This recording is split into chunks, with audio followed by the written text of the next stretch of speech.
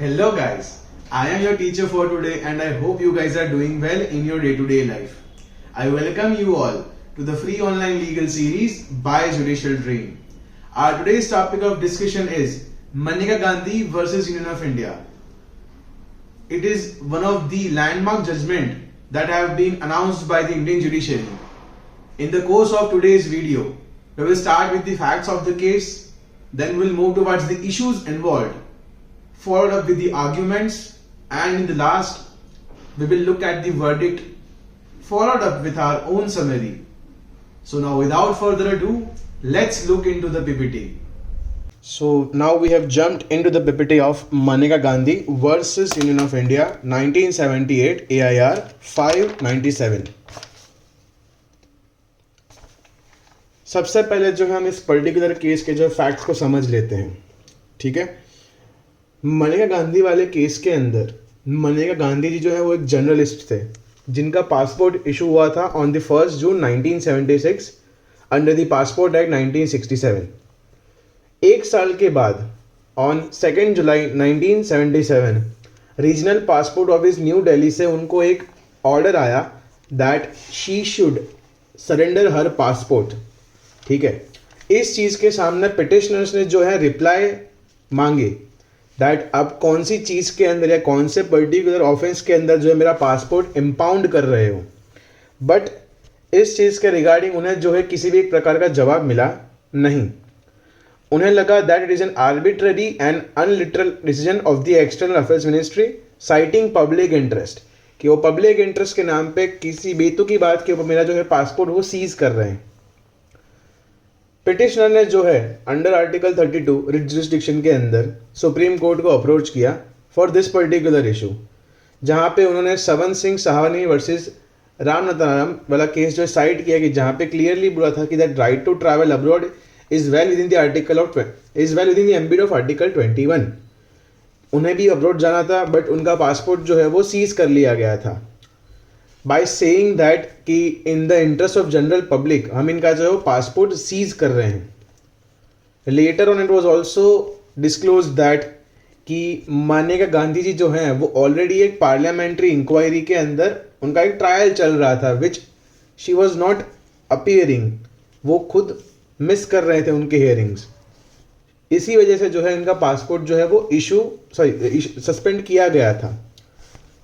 Later on इसके अंदर article 49 and 21 and article 10(3)(c) of the passport act 1967 के बारे में हम लोग जो है वो बात करेंगे, ठीक है।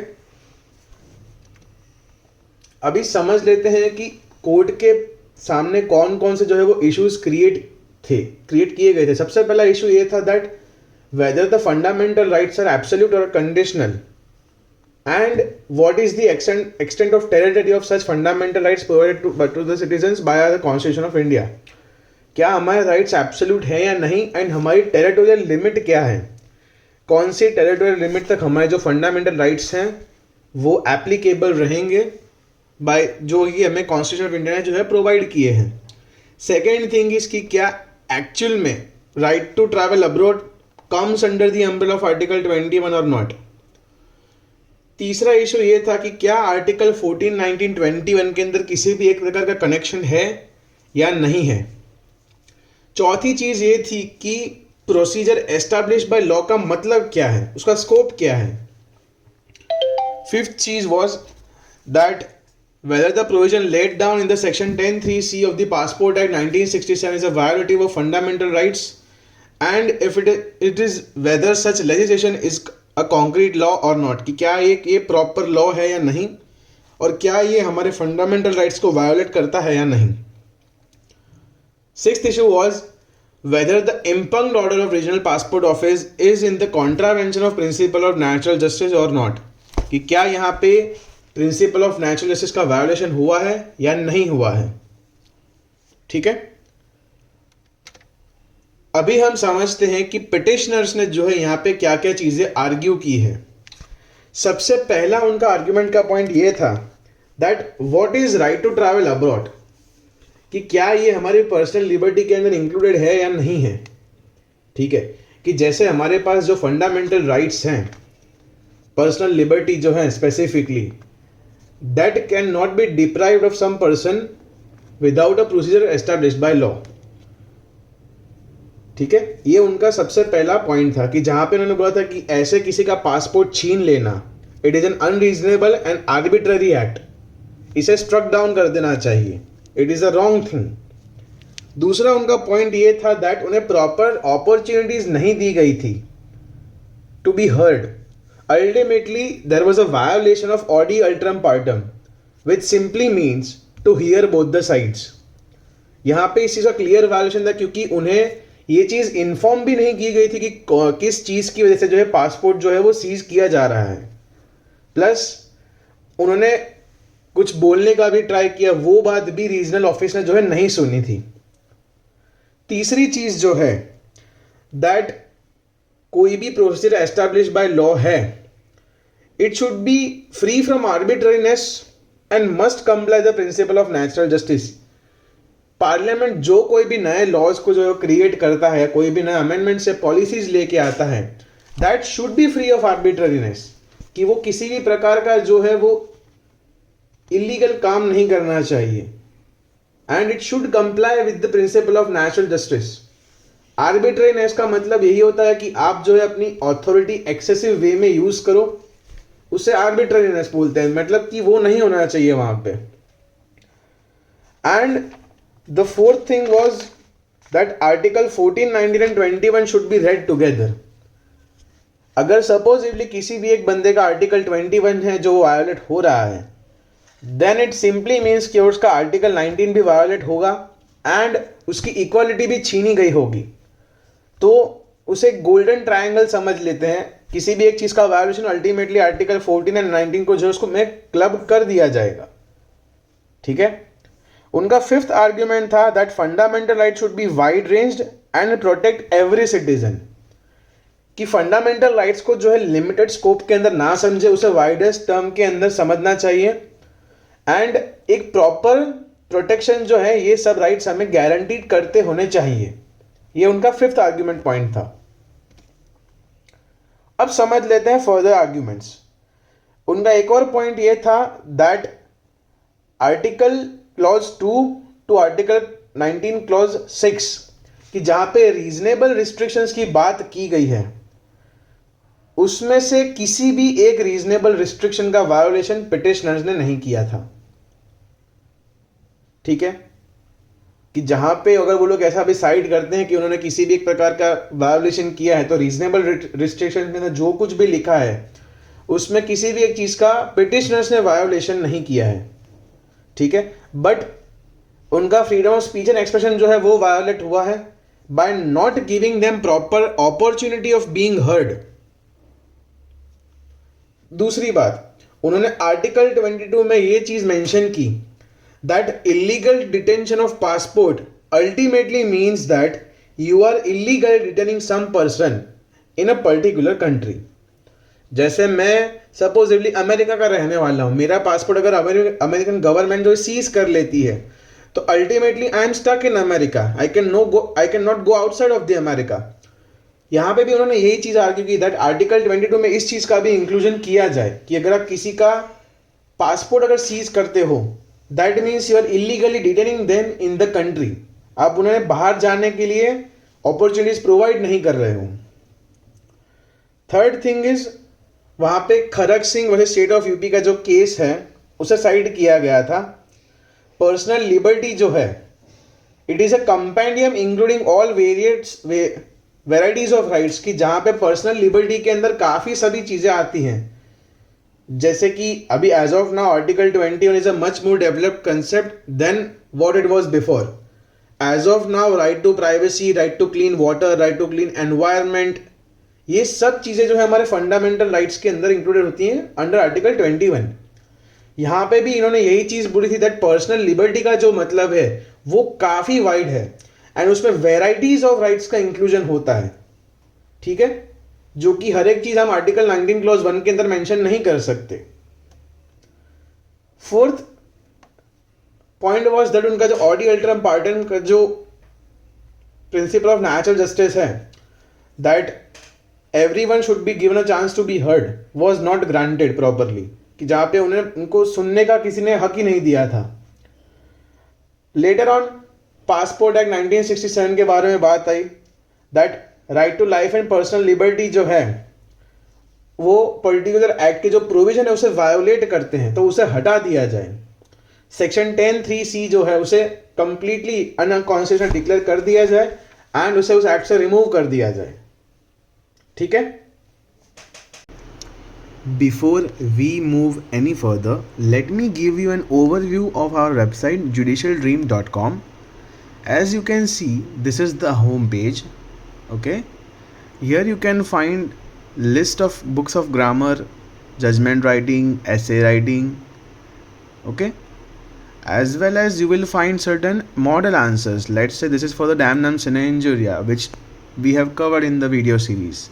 All right, so here you will find the introduction and many other things. Okay, then if you have to go for a mock test, you can just simply click on the prelims or the mains. Let's say we just want to click on prelims subject wise MCQ, that is common intention. So you will find MCQs for topics and many other things on our website. And now let's get back to the lecture. अभी हम समझ लेते हैं respondent के arguments, जहां पे attorney general of India ने ये आर्ग्यू किया था that right to travel abroad जो है वो किसी भी एक क्लॉजेस के अंदर कवर्ड नहीं है अंडर आर्टिकल 19(1). ठीक है, जहां पे आर्टिकल 19 जो है काफी इंडिपेंडेंट है of proving the reasonableness of the actions taken by the central government. उनका दूसरा पॉइंट यह था, अगर कोई भी पर्टिकुलर चीज आर्टिकल 19 के वायोलेशन में है but if it has been created for national safety and public good, ठीक है, तो एक्ट को जो है हम अनकॉन्स्टिट्यूशनल डिक्लेयर नहीं कर सकते इवन दो अगर वो आर्टिकल 19 का वायोलेशन करता है फिर भी। फर्दरमोर उन्होंने ये चीज आर्ग्यू की थी दैट पिटिशनर को जो है एक कमिटी के सामने प्रेजेंट होना था for a particular inquiry and that's why the passport was impounded, कि एक रीजन था just because of a flight risk कि वो देश छोड़ के ना चले जाएं, इसी वजह से इनका पासपोर्ट जो है वो सीज किया गया था। फोर्थ थिंग इज कि ये जो प्रिंसिपल अभी हम लोग लेके चल रहे हैं फ्रॉम दी ए के गोपाल स्टेट ऑफ मद्रास, यहां पर रेस्पोंडेंट ने ये चीज आर्ग्यू की that article 21 cannot include the fundamentals of the rules of natural justice, कि ये सब जो चीजें हैं वो वहां पे मेंशन नहीं की गई हैं just because they exist in a theoretical format we can not take into consideration that इस चीज को हम आर्टिकल 21 के अंदर भी इंक्लूड कर सकते हैं। अगर पार्लियामेंट के फ्रेमर्स को ये सब चीजें इंक्लूड करनी थी तो वो लिख के देते, उसमें मेंशन करते that under article 21 there are certain principle of natural justice which are the followings, but ऐसा कहीं लिखा नहीं है तो हम हर चीज को उसमें इंक्लूड नहीं कर सकते। फर्दरमोर उन्होंने ये चीज ज्यादा आर्ग्यू की that principle of natural justice are vague and ambiguous, ठीक है, एंड ऐसे कोई भी वेग एंड एम्बिगुअस प्रोविजंस के लिए हमारे कॉन्स्टिट्यूशन के अंदर जगह ही नहीं है। Other thing that was argued that Article 21 includes Article 14 and 19, ठीक है, बट अगर वहां पे इंडिपेंडेंटली अगर वो चीजें वायोलेटिव नहीं है दैट मीन्स कि उस एक्ट को अनकॉन्स्टिट्यूशनल ना बोला जाए, hence the passport law is valid and not unconstitutional.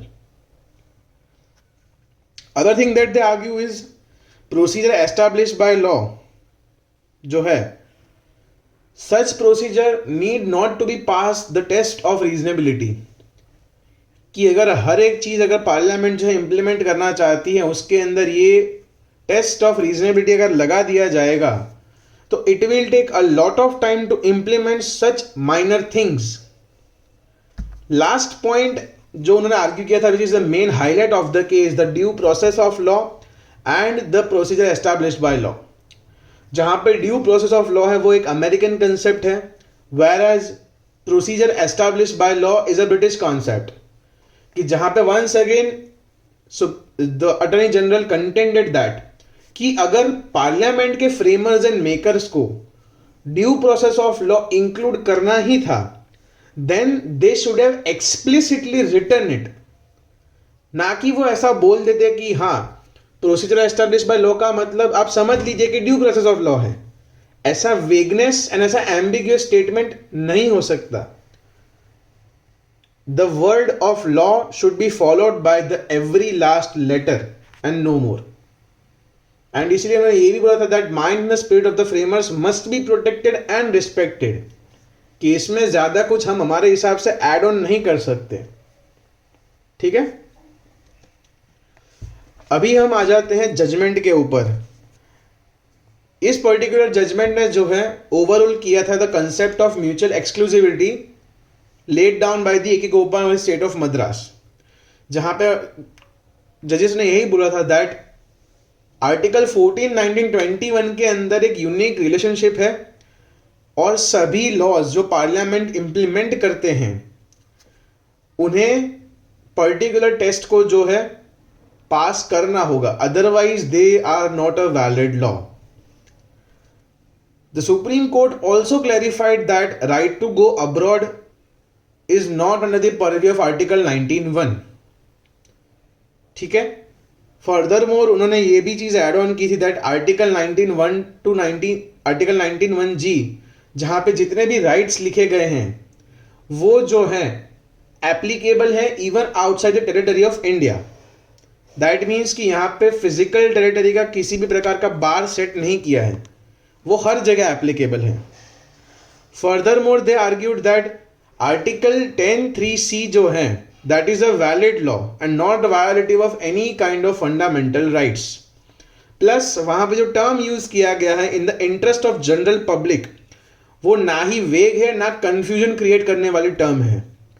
But administrative authority ने ये जो पासपोर्ट सीज किया था दैट वाज नॉट वैलिड, कि जहां पे आप उन्हें प्रॉपर एक रीजनिंग नहीं देते हो कि कोई भी चीज करने से पहले, दैट मीन्स कि वो एक प्रॉपर वे में आपने लॉ को एग्जीक्यूट नहीं किया है। ठीक है, वहां पे सुप्रीम कोर्ट ने एक और चीज ऐड की जो हम टिल डेट यूज करते हैं। When ever there is a lacuna of law, the principle of natural justice should be followed. ठीक है, कि जहां पे किसी भी एक लॉ प्रोविजन का एब्सेंस है या लॉ प्रोविजन में कुछ दिक्कत है या कोई कंफ्यूजन है या कोई एम्बिग्विटी है, वहां पे हमेशा कोर्ट को ये चीज में ध्यान रखना है, हर एक गवर्नमेंट ऑफिसर्स को लॉ को इंप्लीमेंट करने टाइम पे ये ध्यान रखना है that principle of natural justice का वायोलेशन नहीं होना चाहिए। फर्दर मोर उन्होंने प्रोसीजर एस्टैब्लिश बाय लॉ को जो है एलैबोरेट किया था एंड ये भी बोला था that it protects the citizen of India from the arbitrariness and irrationality by both executive and legislative. Plus due process of law भी इसका उसे एक इंटीग्रल पार्ट गिना था एंड पूरे इस टर्म को एलैबोरेट सेंस के अंदर समझा था, ना कि काफी एक नैरो माइंडेड सेंस के अंदर। ठीक है, समरी के अंदर इतना ही बोलना चाहूंगा that it is one of the best landmark judgement given by the Supreme Court and it's a very balanced one as well, जहां पे पिटिशनर्स की जो कुछ एक चीजें आर्ग्यूमेंट्स थी जैसे कि राइट टू गो अब्रॉड, ऐसी कुछ चीजें जो थी they were unconventional at that point of time and even now, कि हर एक किसी को राइट टू गो अब्रॉड का जो ये पर्टिकुलर राइट है वो नहीं दिया जा सकता। देन कुछ चीजें जो रिस्पोंडेंट के आर्ग्यूमेंट्स की थी that article 14, 19 and 21 should be red separately. ठीक है, ऐसे कुछ आर्ग्यूमेंट्स को हटा के सुप्रीम कोर्ट ने एक ऐसा जजमेंट प्रोवाइड किया जिसने काफी सारे लॉ पॉइंट्स को भी क्लियर किया, एज वेल एज ये भी बोला that article 10(3)(c) the section 10(3)(c) and 10(5) are not violative of fundamental rights, as well as they stated that article 14, 19 and 21 are inseparable, कि उन्हें हर बार एक साथ लेके ही समझना पड़ेगा एंड जो कोई भी लॉ इस टेस्ट को पास नहीं कर सकता है it is not a valid law. Further more इस प्रॉपर जजमेंट की वजह से सुप्रीम कोर्ट ने आगे जाके right to clean water, right to clean air, right to freedom of noise pollution, standard education, speedy trial, ऐसे काफ़ी कुछ चीज़ों को आर्टिकल 21 के अंदर इंक्लूड किया है. ठीक है. So by this slide, our lecture is effectively over. If you like this video, then please subscribe to our YouTube channel and press the bell icon for latest updates and to watch more videos like this. If you want to learn something more about this particular case law, then you can definitely log on to our website judicialdream.com, where you will find descriptive answers of videos like this, as well as you will find another descriptive answers of many other topics from other laws, followed up with their MCQs. So once again, I would like to thank you all and thank you very much. Have a good day.